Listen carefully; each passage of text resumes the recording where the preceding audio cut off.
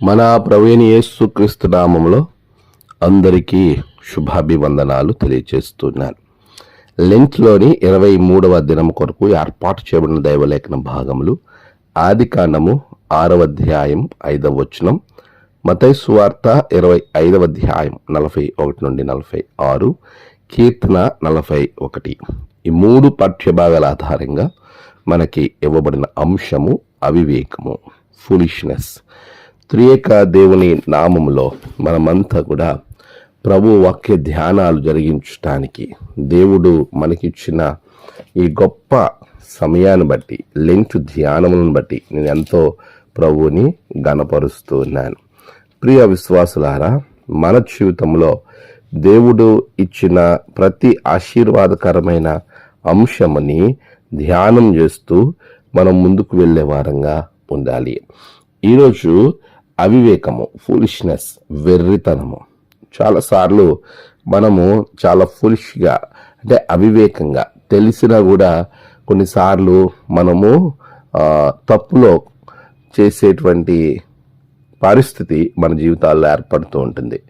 అలాగనే మనసు, వయస్సు, శరీరము, లేకపోతే వారికి ఉన్నటువంటి ఆకారము గొప్పగా ఉన్నప్పటికీ కూడా వారు చాలాసార్లు పొరపాట్లు చేసేటువంటి, లేకపోతే బుద్ధిహీనతగా, అవివేకంగా, ఫూలిష్నెస్గా, వెర్రితనంగా చేసే కార్యాలు కూడా కొన్ని మనకి ఆయా సందర్భాల్లో కనబడతాయి. ఇక్కడ మీరు గమనించినట్లయితే ఆదికాండము 6వ అధ్యాయము 5వ వచనంలో నెఫీలులు అనబడినటువంటి వారు, అంటే వారికి ఇవ్వబడినటువంటి టైటిల్ ఏంటి అంటే మహాకాయులు. నెఫీలిమ్, హెబ్రీ భాషలో నెఫీలిమ్ అనే మాటకి అర్థము మహాకాయులు, అంటే జైంట్స్, బలత్కారులు. వీరు వంశంలో గొప్పవారుగా ఉన్న వారిని మనం గమనిస్తే గొల్యాత్ ఉంటాడు, అదేవిధంగా అనాకీలు ఉంటారు. వీరందరూ చాలా గొప్పవారు. మరొక నేరేషన్, లేదా మరొక విధంగా చెప్తారు, పడిపోయినటువంటి దేవదూతలు. వారు మనుష్యులు చక్కని వారని చూసి వారి యొక్క వంశమును ఏం చేస్తున్నారంటే, ఈ మహాకాయుల వంశము ఈ మనుష్యుల యొక్క వంశముతో కలిసి వివాహము చేసుకోవడం అనేది మనం ఇక్కడ చూస్తున్నాం. ప్రియులారా, మీరు గమనించాల్సిన విషయం ఏంటంటే, స్త్రీలను వారు చక్కగా ఉన్నారని, వారు మనసుకు నచ్చినటువంటి పనిని వారు చేస్తూ ముందుకు వెళ్ళడం అనేది మనం చూస్తూ ఉన్నాం. ప్రియ విశ్వాసి, అవివేక పనిని చేయటము అని అంటే దేవునికి వ్యతిరేకమైన కార్యాలలో మనము ముందుకు వెళ్ళటం. ఇక్కడ నెఫీలులు, లేకపోతే దేవుని కుమారులు, మనుష్య కుమారులు చక్కని వారిని చూచి వారు ఒకరినొకరు మనసుకు నచ్చిన, మనసుకు వచ్చిన వారిని వివాహము చేసుకున్నారని ఆదికాండము 6వ అధ్యాయంలో మనము చాలా స్పష్టంగా చూడగలుగుతున్నాం.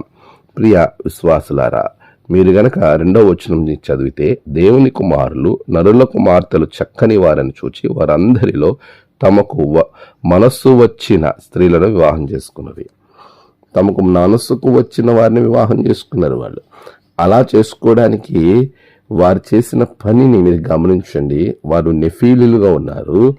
ఆ దినములో నెఫీలులు భూమి మీద ఉన్నారు. వారు గొప్పవారుగా ఉన్నారు. చాలా దేహము బలిష్టంగా ఉంది. వారిని చూచి ఈ విధమైనటువంటి అక్రమ విషయములలో నరమాత్రులై ఉన్నారు అనే మాట చాలా స్పష్టంగా ఆయన రాస్తూ ఉన్నాడు. దేవుని యొక్క ఉద్దేశము మీరు గమనించినప్పుడు 5వ వచనంలో, నరుల చెడుతనము భూమి మీద గొప్పదనియు వారి హృదయము యొక్క తలంపుల్లోని ఊహంతయు ఎల్లప్పుడూ కేవలం చెడ్డదని యెహోవా చూచి నరులను చేసినందుకు సంతాపపడి తన హృదయంలో నొచ్చుకొనెను. అంటే వారి అవివేకమైనటువంటి కార్యాలను బట్టి, ఆ చెడ్డతనమును బట్టి, ఈ అవివేకం, వారి హృదయం అంతా కూడా చెడ్డతనంతో నింపబడింది. ఎందుకు? ఈ అవివేకము అనేది హృదయంలో నుండే బయటకు వస్తుంది. అది హృదయంలో నుండి వచ్చేటువంటి ఒక కార్యముగా మనం చూస్తూ ఉన్నాం.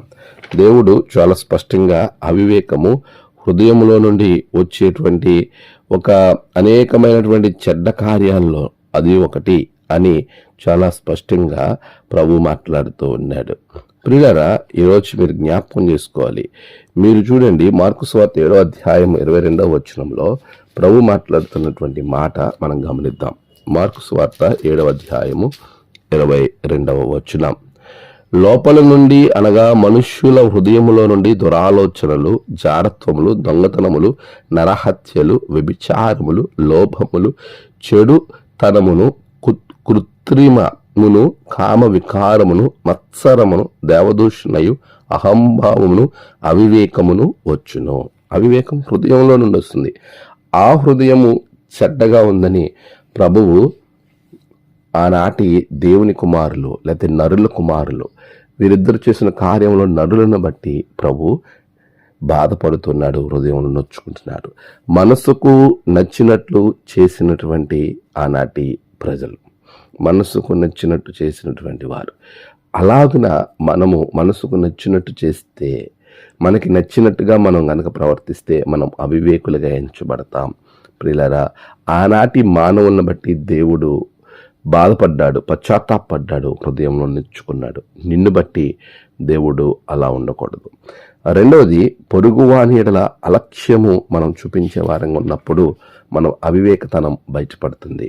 మత్తయి సువార్త 25వ అధ్యాయం 41 నుంచి 46 వరకు ప్రభు ఇక్కడ ఏమంటున్నాడంటే, ఈ ఎడమ వైపు ఉన్నవారులారా అని సంబోధిస్తూ ఉన్నాడు. ఈ ఎడమ వైపు ఉన్నవారు ఏ విధంగా దేవుని ఆశీర్వాదం కోల్పోతూ ఉంటారు. అప్పుడు ఆయన ఎడమ వైపున ఉండు వారిని చూచి శపింపబడిన వారులారా అంటున్నాడు. అంటే ఎడమ వైపు అంటే లెఫ్ట్ సైడ్ని ఎందుకు మనము ఇక్కడ దేవుడు శపింపబడిన వారులారా అని అంటున్నాడంటే, దే వర్ లెఫ్ట్. వారు ఏం చేశారంటే, ఎందుకు వారు విడిచిపెట్టబడ్డారు అని అంటే, వారు దేవుణ్ణి విడిచారు. They left God. వారు దేవుణ్ణి విడిచారు. అందుకే వారు లెఫ్ట్ సైడ్ ఉన్నవారుగా మార్చబడ్డారు, ఎడమ చేతి వైపు ఉన్నవారుగా మార్చబడ్డారు.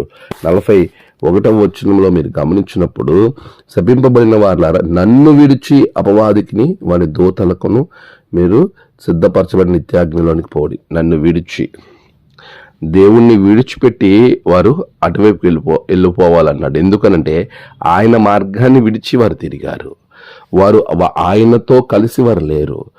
అవివేకులుగా మారినటువంటి వారిని ప్రభు సాతాను సంతతిగా మారుస్తున్నాడు, సాతాను దూతలుగా మారుస్తున్నారు. అలాంటి దూతలుగా మార్చబడినటువంటి వారిని ప్రభు అగ్నిలోనికి వెళ్ళిపోమని చెప్తూ ఉన్నాడు. ఎందుకు వారు అలా మార్చబడ్డారు?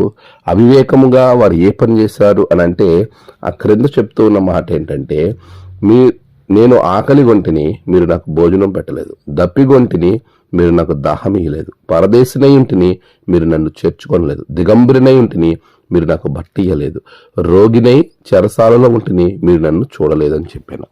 చూడండి ప్రియులారా, రోగిగా ఉన్నాను, ఇలా అనేకమైన విషయాలు ప్రభు అక్కడ మాట్లాడుతూ, ఇవన్నీ మీరు చేయలేదు కాబట్టి నేను మిమ్మల్ని విడిచిపెడుతున్నాను. మీరు నన్ను విడిచి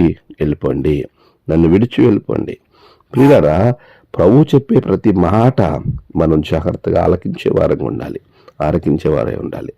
అలాగున లేకపోవడం వలన 36వ వచనంలో మీరు గమనిస్తే, దిగంబరినై ఉంటిని, నాకు బట్టలు ఇచ్చితిరి. రోగినై ఉంటిని, నన్ను చూడవచ్చితిరి.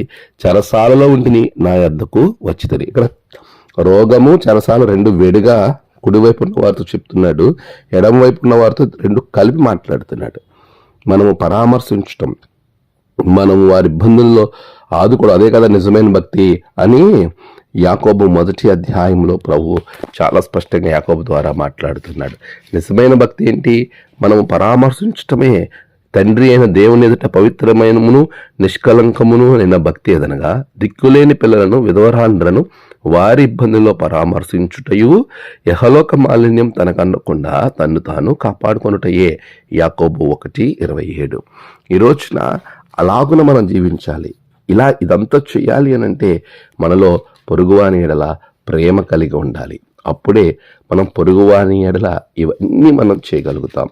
ప్రభు చాలా సందర్భంలో చెప్పినటువంటి విషయాలు మనం గమనించితే ఆయన అంటున్నాడు, నీ పొరుగువారిని నువ్వు ప్రేమించు. మత్తయి 22:39, లూకాసు సువార్త 19:18, గలతీ 5:14 అంటాడు, నిన్ను వలె నీ పొరుగువారిని ప్రేమించు అనే ఒక్క ఆజ్ఞలో ధర్మశాస్త్రం అంతా గుప్తమైనది. ప్రేమ లేకపోయిన వాడినైతే నేను వ్యర్థుడను. కొరింథీ మొదటి పత్రిక 13:2. ప్రభు చెప్పేది ఒకటి, నన్ను ప్రేమించు, నీ పొరుగు వాడిని ప్రేమించు. అన్ని వేళలా అది జరగాలి.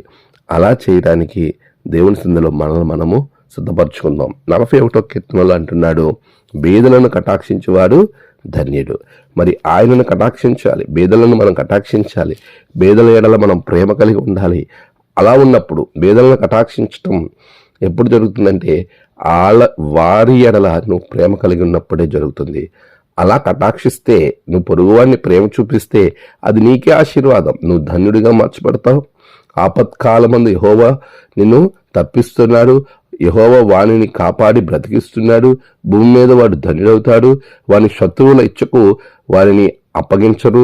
రోగశయ్య మీద యెహోవా వారిని ఆదరిస్తాడు.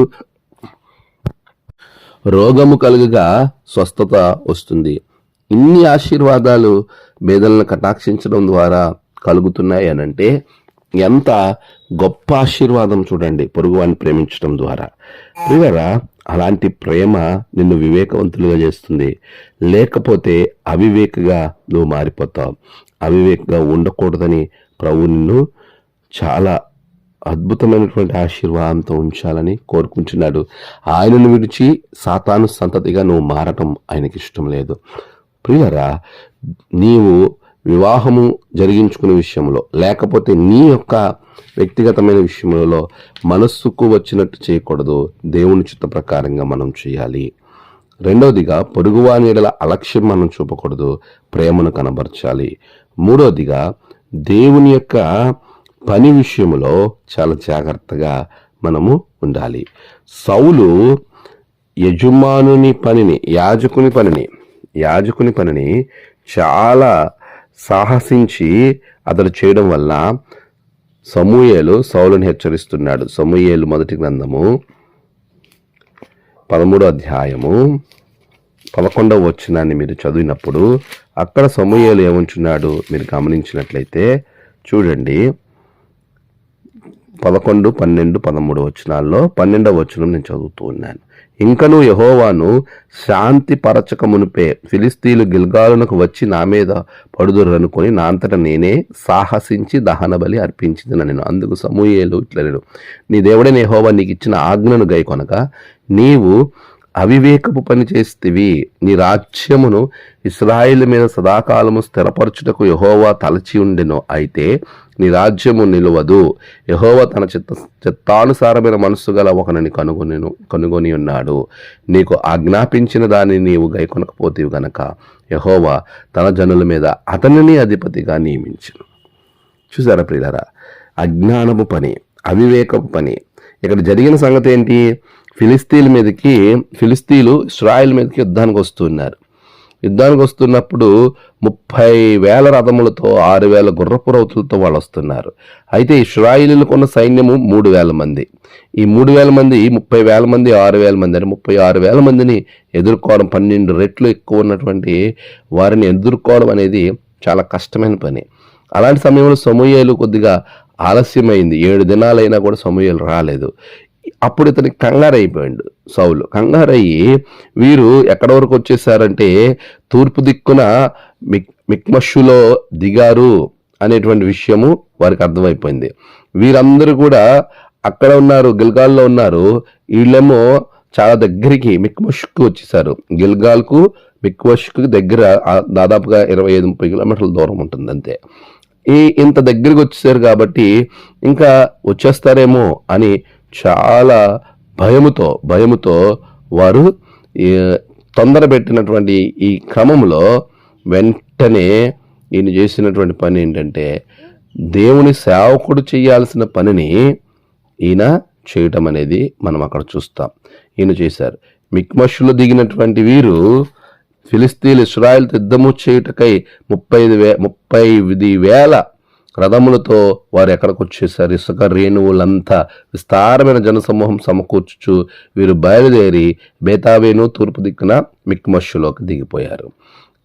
ఈ భయము మిక్మషు దాకా వచ్చేసారు, గిల్గాల్కి చాలా సమీపంగా వచ్చేసారని ఈ భయం వలన దేవుని సేవకుడు చేయాల్సిన పనిని ఇక్కడ సమూయేలు హెచ్చరిస్తున్నాడు, సౌలు చేసేసాడు. అందుకే దాన్ని ఏమన్నాడంటే అవివేకపు పని. మనలో చాలా మంది పాస్టర్ గారిని యాజకుడు చేయాల్సిన పనిని అధికారాన్ని బట్టో లేకపోతే ఇంకొక దాన్ని బట్టో లేమన్ చేస్తూ ఉంటారు. సాధారణమైన మనుషులు చేసేస్తుంటారు. అది చాలా చాలా అవివేకపు పని. దేవుని పనిని విషయంలో బహు జాగ్రత్తగా ఉండాలి. అలా అవివేక పని చేయడం వలన స్థిరమైనటువంటి నిలవబడే రాజ్యము కోల్పోయాడు. వేరే ఒక గోత్రానికి గోత్రమే మార్చేశాడు దేవుడు. వారి వంశాన్ని తీసేసి దావీదుని ఏర్పరచుకున్నాడు. ప్రియ విశ్వాసి, ఈరోజు నీవు నేను మనము దేవునికి వ్యతిరేకంగా మనం వెళితే చాలా భయానకమైనటువంటి పరిస్థితులు మనం ఎదుర్కోవాల్సి వస్తుంది. మన జీవితంలో చాలా జాగ్రత్తగా వివేకం కలిగి మనము జీవించాలి.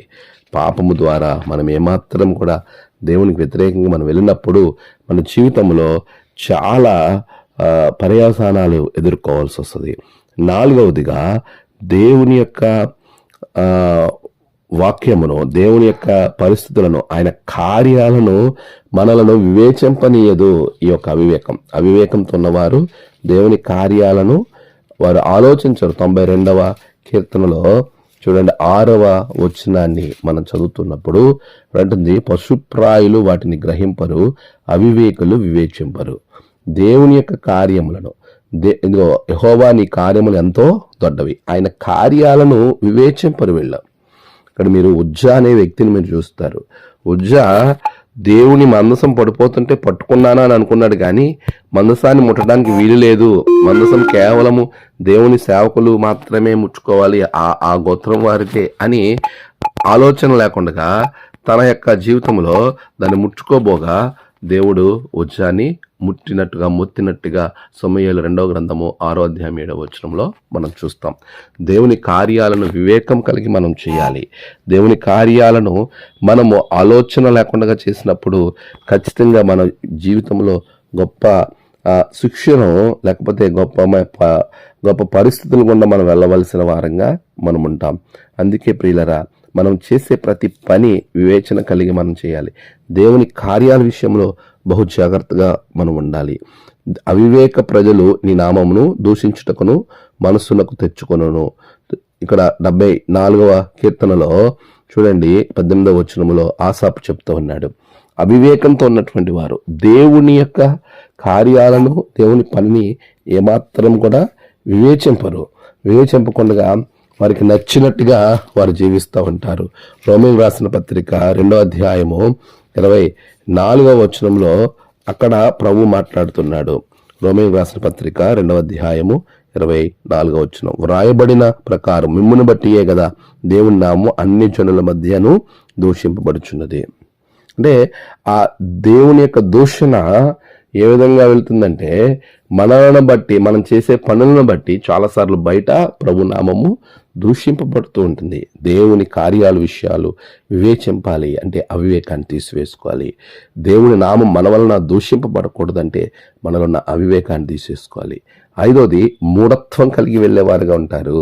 మూఢత్వం సామెతలు 12:33 మీరు చదివితే అవివేకమైనటువంటి వారు, అవివేకంగా ఉన్నవారు. సామెతలు 12:23 వివేకి అయిన వాడు తన విద్యను దాచిపెట్టును, అవివేక హృదయులు తమ మూఢత్వము వెల్లడి చేయుదురు. మూఢత్వంగా జీవిస్తారు అంటే మొత్తం అంతా ఇంకా నేను చేసేటువంటి పనికి ఎవరు కూడా వ్యతిరేకత లేదు అనేటువంటి మూఢత్వంలోనికి వారు వెళ్ళటం అనేది మనం గమనిస్తూ ఉంటాం. 6వది వారు దేవుని ఎరగని వారుగా వారు ఉంటారు. ఇర్మియా గ్రంథము 10వ అధ్యాయము 8వ వచనాన్ని మనం చూస్తే వీరందరూ చేస్తున్న మాట చూడండి. ఇక్కడ అంటున్నాడు, జనులు కేవలం పశుప్రాయులు, అవివేకులు, బొమ్మల పూజ వలన వచ్చు జ్ఞానము వ్యర్థము. వారు దేవుణ్ణి మర్చిపోయారు, దేవుడు చేసిన కార్యాలను మర్చిపోయి మేము ఈ లోక సంబంధమైన కార్యాల వైపు వెళ్తున్నామని అజ్ఞానంగా వారు వెళ్ళడం, వారు దేవుణ్ణి ఎరగనటువంటి వారిగా వారు ఉంటూ ఉన్నారు. ఇర్మియా ప్రవక్త ద్వారా వారిని హెచ్చరిస్తున్నటువంటి రీతిని మనం ఇక్కడ గమనించవచ్చు. ప్రియ విశ్వాసులారా, మనమందరం కూడా నా జనులు అవివేకులు, వారు నన్నెరుగరు, వారు మూఢులైన పిల్లలు, వారికి తెలివి లేదు, కీడు చేయుటకు వారికి తెలియను గాని మేలు చేయుటకు వారికి బుద్ధి చాలదు. వారు అవివేకులై, నా జనులు అవివేకులు, వారు నన్ను ఎరుగరు అని ప్రభు ఇర్మియా ద్వారా మాట్లాడుతున్నాడు. మనము ఒకవేళ అలా ఉంటున్నామా? మనం అలా ఉండకుండా బయటకు రావాలి. అవివేకమైనటువంటి వారిగా మనం ఉన్నప్పుడు మనము దేవుణ్ణి ఎరగని జనాంగంగా మనం మారిపోయినటువంటి పరిస్థితి ఏర్పడుతుంది. రోమీయులకు రాసిన పత్రిక 2వ అధ్యాయము చూడండి, మీరు గమనించినప్పుడు అక్కడ రాయబడుతున్నటువంటి మాటలను ప్రభు మనతో రోమీయులకు రాసిన పత్రిక 1వ అధ్యాయం 28వ వచనం, వారు తమ మనసులో దేవునికి చోటు ఇయ్యనొల్లకపోయారు గనక చేయరాని కార్యములు చేయుటకు దేవుడు భ్రష్ట మనస్సుకు వారిని అప్పగించెను. అట్టి సమస్తమైన దుర్నీతి చేతను, దుష్టత్వము చేతను, లోభము చేతను, ఈర్ష్య చేతను నిండుకొని మత్సరము, నరహత్య, కలహము, కపటము, వైరమును వాటితో నిండిన వారై కొండెగాండ్రును, అపవాదకులకును, దేవద్వేషులను, హింసకులను, అహంకారులను, బింకములాడువారును, చెడ్డవాటిని కల్పించువారును, తల్లిదండ్రులకు అవిధేయులను, అవివేకులను, మాట తప్పువారును, అనురాగ రహితులను, నిర్దయులనైరి. ఇట్టి కార్యములను అభ్యసించువారు మరణమునకు తగినవారు అను దేవుని న్యాయ విధిని వారు బాగుగా ఎరిగియుండియు వాటిని చేయుచున్నారు. ఇది మాత్రమే గాక వాటిని అభ్యసించు వారితో సంతోషముగా సమ్మతించుచున్నారు. చూసారా, దేవునికి మనసులో చోటు ఇవ్వకపోవడం వల్ల, దేవుని ఎరకని వారిగా ఉండడం వల్ల ఇన్ని కార్యాలలో వారు అవివేకులుగా కూడా ఉంటూ ఉన్నారు. ప్రియ విశ్వాసి, మరి నీ జీవితం ఎలా ఉంటుంది? చివరిగా 7వది, మనకున్నటువంటి స్థితిని బట్టి దేవుణ్ణి మనము నిర్లక్ష్యము చేయటం. లూకాసు వార్త చూడండి, మన మీద మనమే ఆధారపడి ఉండడం, దేవుని మీద ఆధారపడి లేకపోవడం, లేదా దేవునికి కృతజ్ఞత కలిగి ఉండకపోవడం అవివేకులు చేసేటువంటి పని. లూకాసు వార్త 12వ అధ్యాయంలో మీరు గమనించినప్పుడు ఇక్కడ చాలా స్పష్టమైనటువంటి వివరణ ప్రభు చెప్తూ ఉన్నాడు. 19వ వచనం నుండి 18వ వచనం, 19వ వచనం, 20వ వచనం మనం గమనించినప్పుడు, నా కొట్లు విప్పి వాటికంటే గొప్ప వాటిని కట్టించి అందులో నా ధాన్యమంతటిని, నా ఆస్తిని సమకూర్చుకుని నా ప్రాణముతో, ప్రాణమా, అనేక సంవత్సరములకు విస్తారమైన ఆస్తి నీకు సమకూర్చబడి ఉన్నది, సుఖించుము, తినుము, త్రాగుము, సంతోషించమని చెప్పుకొందుననుకొనెను. అయితే దేవుడు వెర్రివాడా, అంటే ఫులిష్ మ్యాన్ అని రాయబడ్డది, ఈ రాత్రి నీ ప్రాణం అడుగుచున్నాను, నీవు సిద్ధపరిచినవి ఎవని వగును అని అతనితో చెప్పాను. దేవుని ఎడల ధనవంతులు కాక తన కొరకే సమకూర్చుకునేవాడు అలాగుననే ఉండునని చెప్పాను. ఈరోజు దేవుడిచ్చిన ధనమును దేవుని కొరకు కాక లోక సంబంధమైన వాటి మీద ఆశ పెట్టుకుని దేవుణ్ణి విడచి వెళ్ళినటువంటి వాని యొక్క జీవితం అవివేకము అని ప్రభువే అంటున్నాడు, వెర్రివాడ అంటున్నాడు. ఈ 7 విషయాలలో మనం జాగ్రత్తగా ఉండాలి. మనసుకు వచ్చినట్టు చేయడం వల్ల అవివేకులుగా మార్చబడతాం. పొరుగువాడిని అలక్ష్యం చేసి ప్రేమను చూపించకపోవడం వల్ల అవివేకులుగా మార్చబడతాం. దేవుని పని విషయంలో జాగ్రత్త లేకపోవడం వల్ల అవివేకులుగా మార్చబడతాం. దేవుని కార్యాలను వివేచింపకపోవడం వల్ల అవివేకులుగా మనము ఎంచబడతాం. మూఢత్వము కలిగి మూర్ఖులుగా జీవించడం ద్వారా అవివేకులుగా ఎంచబడతాం. దేవుణ్ణి ఎరగని వారిగా ఉండడం వల్ల అవివేకులుగా ఎంచబడతాం. అంటే దేవునికి తమ మనసుల్లో చోటు ఇయ్యరు. చివరిగా 7ది, నీకున్న స్థితిని బట్టి దేవుణ్ణి మరిచే వారంగా, లేకపోతే నీకున్న స్థితి మీద ఆధారపడి మనము దేవునికి కృతజ్ఞతలు చెల్లించిన వారంగా ఉండడం ద్వారా మనము అవివేకులుగా మార్చబడతాం. ఒకవేళ మనం ఇంకా అవివేకులుగా ఉన్నామేమో, మనల్ని మనం ప్రశ్న వేసుకుని మనల్ని మనం మార్చుకుని ప్రభు వైపు తిరుగుదాం. అదే అంటున్నాడు ఎఫెసీ 5:17, మీ అవివేకతనాన్ని విడిచిపెట్టి దేవుని వైపు తిరగండి అని పౌలు ఎఫెసీ పత్రికలో ఆయన చెప్తున్నాడు. ఎఫెసీ 5:17 మీరు చదివినట్లయితే అంటున్నాడు, ఇందు నిమిత్తము మీరు అవివేకులు కాక ప్రభు యొక్క చిత్త మీద గ్రహించుకునడి. మనం అవివేకులుగా ఉండకుండా ప్రభు చిత్తాన్ని గ్రహించి ప్రభు కొరకు సాక్షిగా జీవించే వారంగా ఉన్నట్లు దేవుడు మిమ్మల్ని ఆశీర్వదించునుగాక. ఆమేన్. ప్రార్థన. సర్వోన్నతుడా గొప్ప దేవ, అవివేక లక్షణాన్ని వీడి నీ సాక్షిగా జీవించే కృప నీ బిడ్డలకు దయచేయండి, ఆశీర్వదించండి, బలపరచండి. యేసు నామమున ప్రార్థించి వేడుకొంచున్నాం తండ్రి. ఆమేన్. తండ్రి, కుమార, పరిశుద్ధాత్మ త్రియేక దేవుని ఆశీర్వాదం మీకు తోడుగా ఉండి నడిపించునుగాక. ఆమేన్.